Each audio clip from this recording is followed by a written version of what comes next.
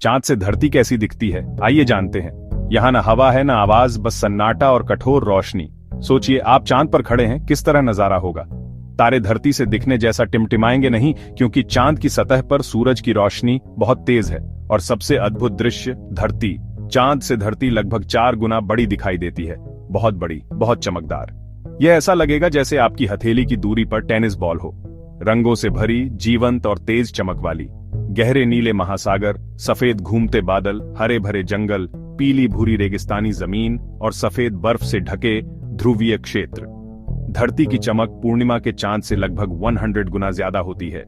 चूंकि चांद हमेशा एक ही पहलू धरती की तरफ रखता है, धरती आसमान में उगती डूबती नहीं, बल्कि यह स्थिर रहती है और धीरे धीरे घूमकर अलग अलग महाद्वीप और मौसम दिखाती है। एक चांद का दिन लगभग 29 धरती के दिनों के बराबर होता है। दिन में भी धरती आकाश में बहुत चमकीली नजर आती है। रात में पृथ्वी की रोशनी चांद को रोशन करती है। इसे अर्थ शाइन कहते हैं। यह चांद की पारंपरिक चांदनी से कहीं ज्यादा उज्जवल हो सकती है। अब देखते हैं कि अंतरिक्षयानियों ने इसे कैसे देखा। 1968 में अपोलो 8 के विलियम एंडर्स ने वह प्रसिद्ध अर्थराइज तस्वीर ली। धरती चांद के क्षितिज से ऊपर उगती दिख रही थी, नीली और सफेद अंधेरे ब्रह्मांड में चमकती हुई। यह तस्वीर लोगों को पहली बार दिखा रही थी कि धरती कितनी नाजुक और छोटी है।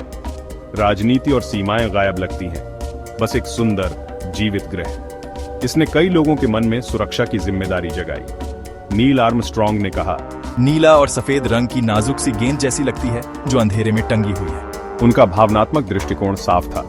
बज एल्ड्रिन ने इसे कहा, काले मखमली आकाश में चमकता हुआ अनमोल रत्न। यह दृश्यों ने लोगों को गहराई से हिला दिया।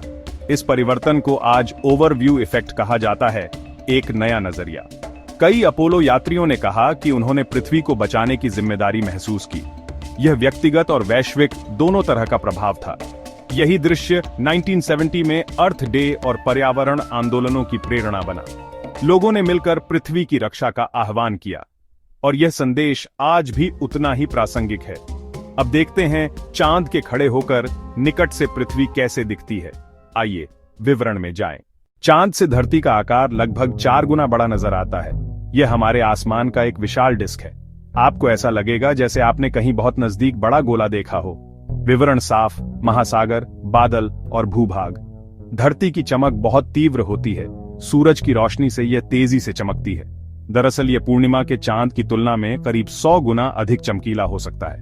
विशेषकर महासागरों और बादलों पर चांद की सतह से सूरज की सीधे टकराती रोशनी के कारण तारे टिमटिमाते नहीं दिखेंगे। आकाश में पृथ्वी का तेज प्रकाश तारे की कद्र को दबा देता है, इसलिए धरती पर नजरें अधिक खींचती हैं। अर्थशाइन, धरती की रोशनी जो चांद को नरम रोशनी देती है।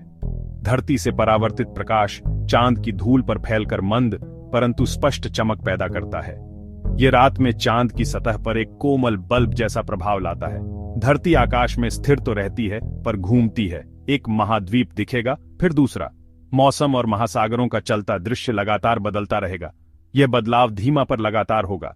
ध्रुवीय बर्फ और शाम के शहरों की रोशनी सब एक साथ दिखाई देते हैं। यह दृश्य बताता है कि धरती जीवित, विविध और परस्पर जुड़ी हुई है और यह सुंदरता नाजुक भी है।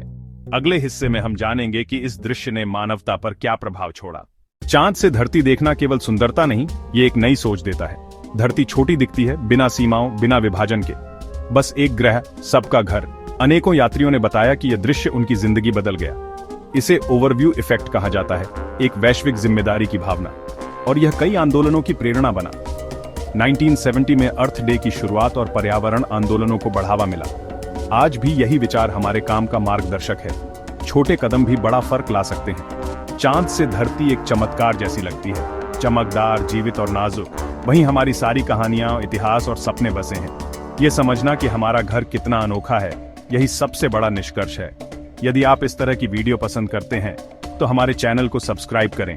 धन्यवाद। चांद पर खड़े होकर जब आप धरती को देखें तो एहसास होता है कि हमारे घर से बड़ा कुछ नहीं।